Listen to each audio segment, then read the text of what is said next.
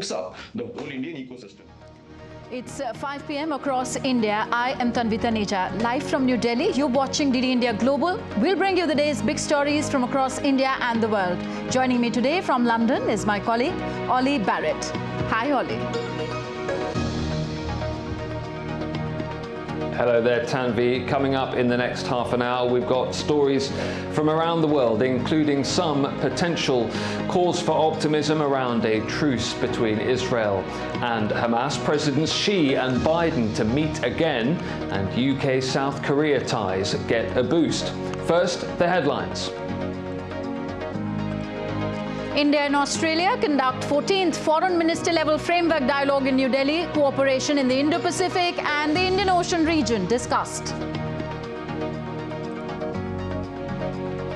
US says a deal is near to secure the release of some hostages held by Hamas. Israel declares Lashkar-e-Taiba a terrorist outfit ahead of the 15th anniversary of the 26/11 Mumbai terror attack.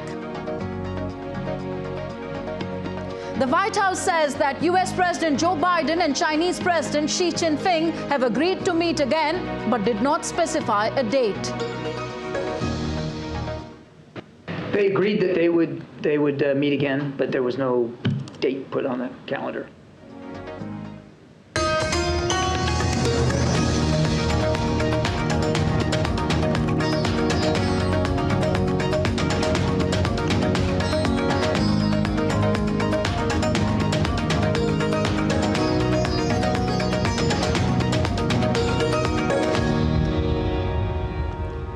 India's External Affairs Minister Dr. S. Jaishankar and Australian Foreign Minister Penny Wong held the 14th Foreign Ministerial Framework Dialogue in New Delhi on Tuesday. Under this framework, the two sides held discussions on close collaboration in trilateral, quadrilateral and multilateral formats. They also exchanged perspectives on the Indo-Pacific and West Asia regions.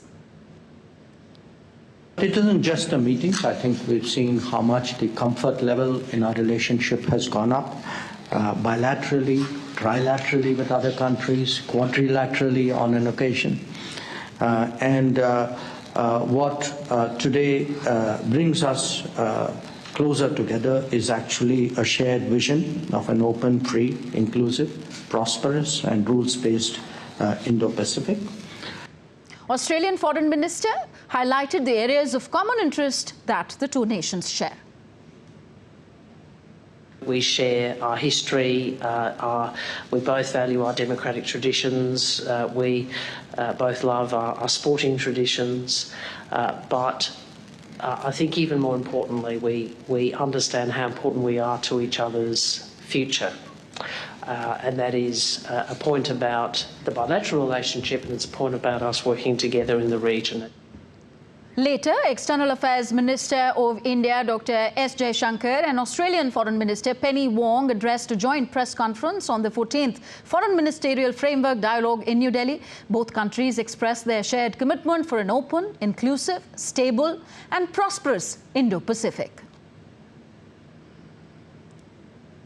As part of the 2+2 and as again part of our own dialogue today, we had an extensive discussion on security issues. We shared growing convergences with Australia, and at the heart of it is really a shared commitment to a free, open, inclusive, prosperous and rules-based Indo-Pacific region based on UNCLOS as the constitution of the seas. Further, at this press conference, Australian Foreign Minister highlighted the areas of cooperation between the two nations. Listen in. This has been a milestone year in our partnership, and it's critical for the Met region. We are, as Dr. Jaishankar said, we are comprehensive strategic partners. We're also Quad partners. We share traditions. We also share an interest in the sort of region we live in, an Indo-Pacific that is peaceful, stable and prosperous, in which sovereignty is respected, and where all countries can benefit from a strategic equilibrium. Earlier, Australian Deputy Prime Minister Richard Marles and Foreign Minister Penny Wong met India's National Security Advisor Ajit Doval in New Delhi. The two sides discussed a range of issues, including global and regional developments, as well as bilateral security and defence cooperation. The two sides emphasised the need to assist countries in the Indo-Pacific, ASEAN, Africa, Global South and Pacific Islands to take forward their development trajectories in line with their priorities and in a sustainable manner.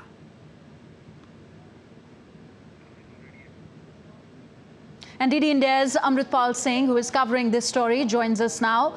Amrit, what were the key strategic defence and security issues that were discussed by the two countries? Well, Tanvi, the entire gamut of the relationship was discussed. You have a comprehensive strategic partnership between the two countries.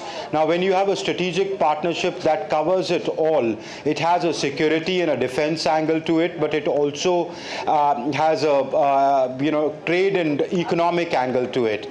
So the security aspect in terms of bilateral cooperation, in terms of defense, strengthening the defense partnership, right from military exercises to core defense production and defense equipment, etc., were discussed yesterday in the defense ministers meeting and also in the 2+2 meeting. But today's meeting primarily focused on the security aspect related to Indo-Pacific, the development aspect related to Indo-Pacific, the domain awareness related to Indo-Pacific and the marine domain awareness. Then, of course, their positions on important issues related to the region and the globe. Global affairs were discussed between the two foreign ministers, Senator Wong and Subramaniam Jaishankar. Also, of course, the Hamas-Israel conflict did come up for discussions between the two sides.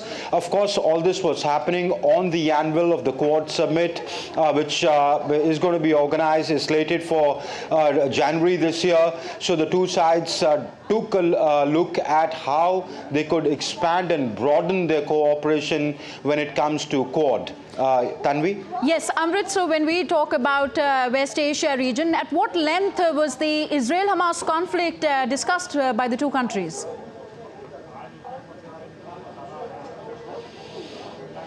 Okay. There was a break in your audio, but what I understand from your question is that whatever little I could get, that you were asking me that how, at what length was the Israel-Hamas conflict discussed. Well, it was discussed at length, and the two ministers were asked the question in the press briefing that I'm just coming back from. The Indian minister listed out what India's position is. He says, the Indian position is very clear that what happened on October 7th was terrorism, and India condemns terrorism, and the world was shocked by it, and the world mostly is on the same page on it. He said there were similarities between India and Australia's position. But when it comes to humanitarian issues, or when it comes to the political solution to the problem, India has always advocated a two-state solution to it. When the Australian foreign minister was asked this question, she said, they condemn terrorism in all forms. She said a political solution needs to be found, she did not go into the specifics of whether ceasefire should happen now, but she said the life of civilians is important, and that must be factored in. Hostages must be released. So clearly it was discussed at length. The Australians have their own view, and they stick to it. The Indians have their own position. But there are convergences in positions when it comes to both humanitarian issues and the settlement of it. And of course, but she also went on to the extent of saying, she was very pointed and blunt when she said that she believes that the Israeli settlements are against international law. So that was a strong statement, and that is the position under Anthony and Albanese's government. Which I think they've voiced at earlier also. So I think there is broad similarity in the Indian position and the Australian position. All right. Thank you very much, Amritpal Singh, for those updates. So talks are underway between Hamas and Israel about a temporary truce for arranging entry of aid into the Gaza Strip and a hostages-prisoner swap deal. My colleague Ollie Barrett is in London. He gives us more on this and other stories making headlines around the world. Ollie, some hopes finally for this prisoner swap deal? 45 days into the conflict, that is.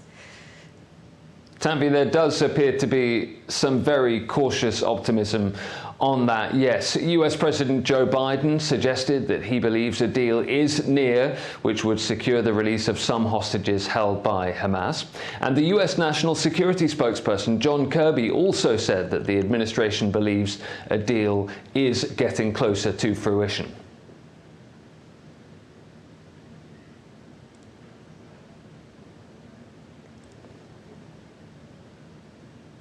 I know this is of great interest to all of you.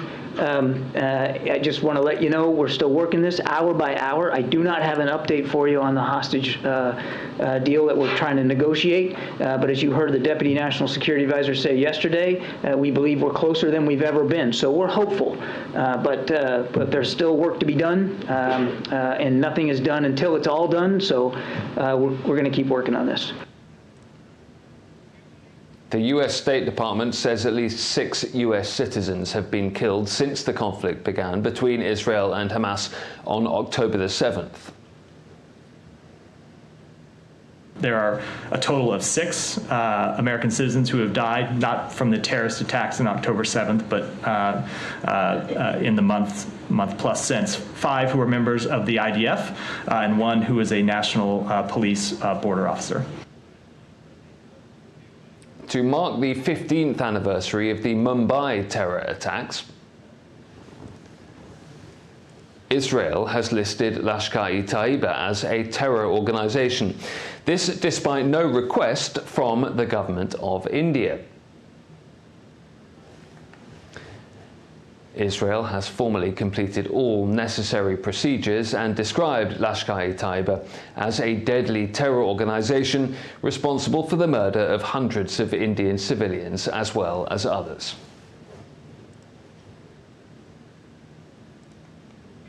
The White House says US President Joe Biden and Chinese President Xi Jinping have agreed to meet again, but is not specifying a date.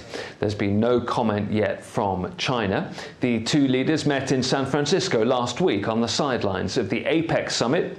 They agreed to re-establish military-to-military communications. They agreed that they would meet again, but there was no date put on the calendar. What's really important now is that the military-to-military comms will begin to start, and even down to the theater commander level, and maybe even lower than that. So that's the immediate channels of communication that we're looking at getting back open. Next to Ukraine, and 3 people were killed and 8 others injured in an overnight missile attack and shelling in Ukraine's eastern Donetsk and Kharkiv regions. Missiles hit a hospital and a coal mine in the town of Selidov. Several workers were trapped under the rubble. 4 buildings, 19 vehicles and a power line were also damaged in the attack.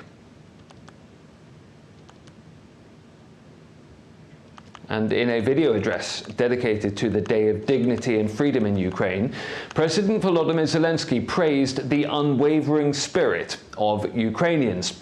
Reflecting on a decade-long battle against unlawfulness, he emphasized Ukraine's commitment to shining brightly among the stars on the EU flag.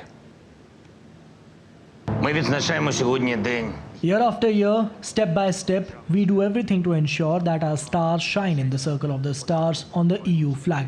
And we are doing all this despite the war, when our people are defending themselves and Europe right now. Because we have dignity and will not allow our freedom to be taken away from us. Russia says coexistence is not possible with Ukraine's current government, as it is very toxic.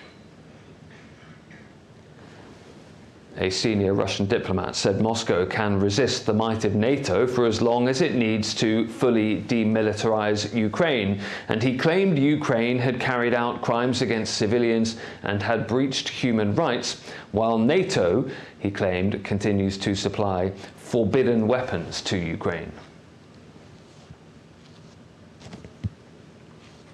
The UK and South Korea are set on deepening cooperation, and they are launching negotiations on an upgraded free trade deal. This as the South Korean president begins a 3-day state visit to the country. The two nations will also jointly enforce sanctions by United Nations Security Council on North Korea. The agreement aims to support closer relations between Britain's Royal Navy and South Korea's Navy to counter smuggling in the East China Sea.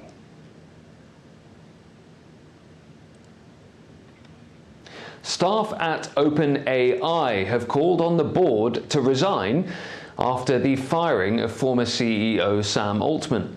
Microsoft says it is hiring Altman to head the tech giant's new advanced artificial intelligence team. DD India's Nick Harper reports. Well, it's been a tumultuous few days in Silicon Valley after OpenAI abruptly let Sam Altman go on Friday. The ChatGPT maker said it was due to a breakdown in communications. Now the company is facing a revolt, with around 500 staff signing a letter threatening to quit, calling on the board to step down and reinstate Altman. He, however, has been snapped up by OpenAI's largest investor, Microsoft. Altman and other colleagues, including President Greg Brockman, who quit in solidarity, will be part of a research group at Microsoft. That group will head up a new research lab that the company says will set a new pace for innovation. There's also speculation that other OpenAI workers may jump ship and join Altman at Microsoft in the coming days. Microsoft invested more than $13 billion in OpenAI. However, the company reportedly only found out that Altman was about to be fired on Friday, 1 minute before it was announced. Some other major investors found out on social media. As for OpenAI, the revolving door has brought in the former chief executive of Twitch, Emmett Shear. He replaces Mira Murati, who was appointed as the interim chief over the weekend. It means that OpenAI has had 3 CEOs in just 3 days. The board said Mr. Shear has a unique mix of skills, expertise, and a relationship that will drive OpenAI forward. Nick Harper in Washington, reporting for DD India. Citigroup has begun a major overhaul of its management structure, with sweeping layoffs expected. It's part of a broader reorganization and seen as the American bank's biggest reshuffle in nearly 20 years. DD India's William Denslow reports from New York. The overhaul is being dubbed Project Bora Bora, as Citigroup aims to boost returns and improve efficiency. CEO Jane Fraser says the restructuring will involve some difficult decisions, but will help align the bank's structure with its strategy. According to Bloomberg, the latest round of job cuts is impacting roughly 300 senior manager roles, equating to about 10% of senior management positions. In a statement, Citigroup said that it's taking some difficult, consequential decisions that it believes are the right steps towards reorganising the firm. Individuals not assigned a management role are believed to be provided with a transitional period to apply for other roles at the bank.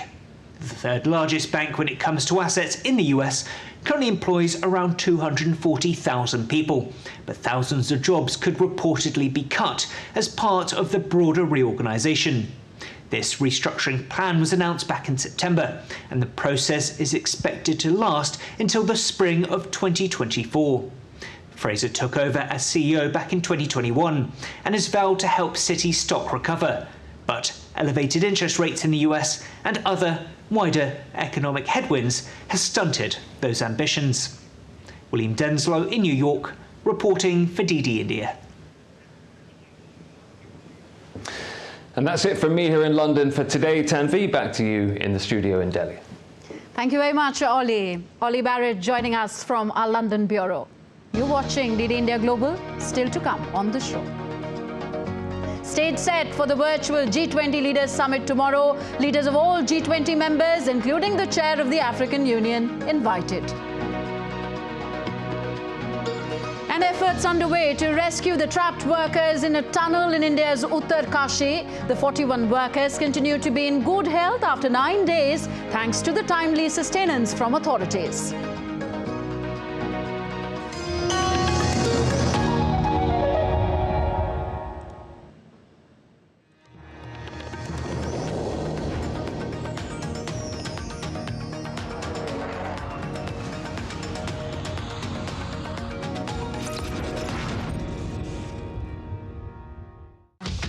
a platform for the developing world, amplifying the voice of the Global South with a focus on the growing economies, resolving the conflicts, showcasing the culture, tradition, heritage and diversity.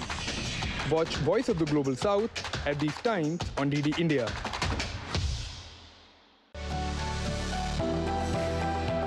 Turning crisis into opportunity, transforming ideas into action, stories of real change, tales of sustainable solution. This series is going to tell stories of such change makers. Watch Change Makers on DD India.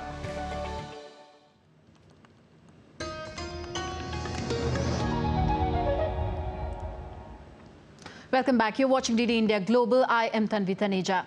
A virtual G20 Leaders Summit chaired by Indian Prime Minister Narendra Modi will be held tomorrow. The summit was announced by Indian Prime Minister during the closing session of the New Delhi G20 Summit in September this year.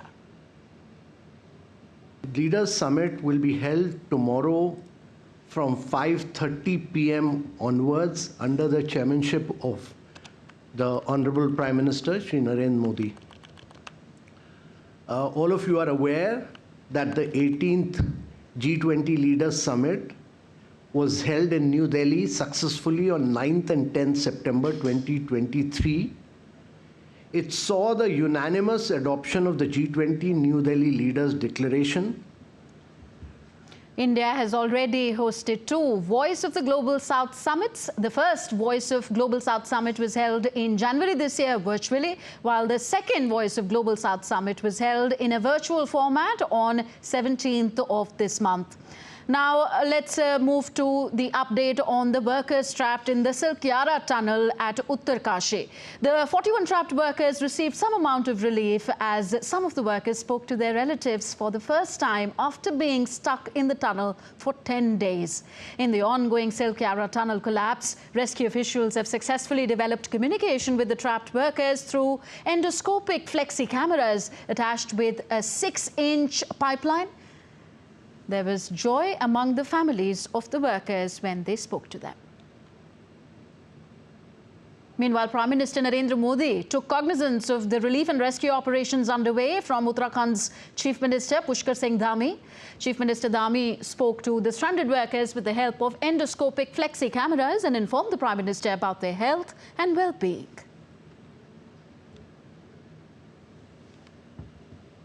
Still with India, let's go to Goa, where the 54th International Film Festival of India opened with the British film Catching Dust yesterday. Directed by award-winning British filmmaker Stuart Gatt, the film boasts of a stellar cast, including Erin Moriarty, Jay Courtney, Dina Shehabi, among others. DD India's correspondent Shama Mishra spoke to the director and producers of the film. The 54th edition of the International Film Festival of India has already kick-started, and we did see the opening film on day one was Catching Dust. First of all, what was the idea behind the movie? And if you're talking about the opening film being here at IFFI, how does that make you feel? Well, it makes me feel wonderful. We're very proud to be here. It's an honor. The reception has been incredible. The scope of the festival, the warmth of it, and just to have your film play it at a festival like this is really incredible. And to be the opening film is just the icing on the cake. India is also coming ahead in that particular field, particular direction, where lots of rebates are being given, lots of incentives are being announced. What do you see these measures will be beneficial in the future? The rebates and the tax incentives are a huge part of producing a film these days. And jurisdictions need to be competitive in that regard, and I think that the recent announcements, with the improvement in the Indian incentive, is going to be, really, really attractive to international co-productions to come. How would you describe the whole experience? It's been really incredible. It's difficult to really fathom how big the festival is compared to other festivals. A lot of festivals take place in a vacuum. You could be in a city and have no idea there's a film festival taking place, but this one's different in that sense. You feel it everywhere you go. It's oozing out of every pore of the city. What's the movie about, and what was the idea behind making it? Yeah, so Catching Dust is It's a Texas noir set in West Texas, and it follows a couple who are hiding out in the desert from their criminal past when another couple gets stuck with them. And the story really develops in these two couples being stuck together and leads to someone's untimely murder. So it's a thriller. So this was the producers and the director of the opening film at the International Film Festival of India, Catching Dust, and we'd like to understand more from them as well, and the Indian filmmakers or the emerging filmmakers would also like to understand more of the mantras and tips that they have. With camera person Sanjeev Sharma, this is Shama Mishra for DD India, Goa. And now let's take a look at other stories making news around the world. Croatia has reported an outbreak of the highly pathogenic H5N1 bird flu virus on a poultry farm, says the World Organization for Animal Health. The outbreak infected 5 poultry among a flock of 19,600 on a farm in the county of Brodsko-Posavska near the Bosnian border. A German vessel rescued 14 crew members of a ship in the seas of southern Bintuan province after they spent 10 hours stranded at sea. Waters off the coast of Bintuan saw terrible weather conditions over the past few days. Elon Musk's social media platform X has sued company Media Matters that accused the site of allowing anti-Semitic posts next to advertising. X's lawsuit alleges that Media Matters for America manipulated data in an attempt to destroy the platform.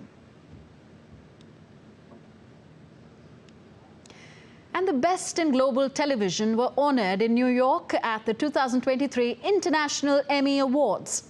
German show The Empress was awarded the Best Drama Series. Carla Souza backed the Best Actress Award for the Mexican sports drama Dive, beating Indian actor Shefali Shah. Martin Freeman won the Best Actor for his role in the drama The Responder. India took home 2 awards. Comedian actor Veer Das won the Best Comedy Series for his Netflix special Veer Das Landing. Ekta Kapoor received the International Emmy Directorate Award. Indian-American author Deepak Chopra presented this award. So with that, it's a wrap in this edition of DD India Global. Join us for another edition of the show at 7:30 p.m. Indian Standard Time. Do let us know your thoughts on the news of the day. Connect with us on Facebook, X, formerly Twitter, and Instagram. You can also find us online at ddindia.co.in. We will be back with more news as it breaks air on DD India. I'm Tanvi Taneja from my entire team in New Delhi. Thanks for watching. Namaskar.